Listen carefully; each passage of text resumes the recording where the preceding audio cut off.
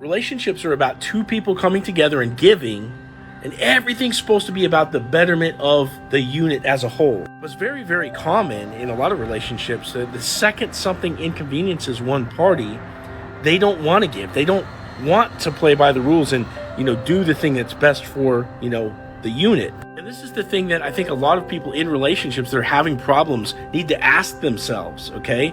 Is that person about just themselves or about the group, the relationship? For example, if you bring something up to your partner that bothers you, something that they're doing, that is causing you distress, do they want to listen? Do they care about what you're saying? And do they want to try to fix the problem and create like a understanding and start to cooperate so that way it fixes the problem because they understand that you guys both have to operate together as a couple? Or do they just defend themselves and basically try to invalidate your concerns and basically make you sound like you're just asking for too much? That's selfish behavior. That's not relationship behavior. So when you're asking me, for example, in my lives or other relationship experts, what do I do about my person who won't do this, who won't fix himself, or, my girl, when I try to talk to her, it's like she won't listen. You need to ask yourself, am I with somebody that wants to act in the best interest of the relationship, or am I with somebody that's here because it's convenient, they're getting their needs met,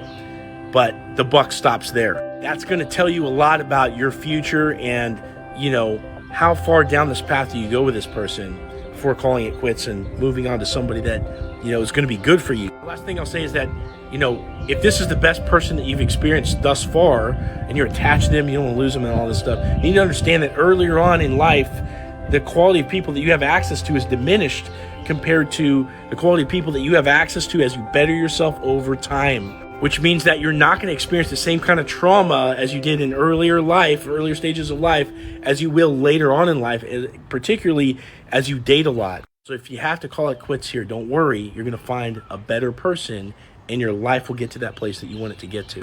Follow me for more dating and relationships advice.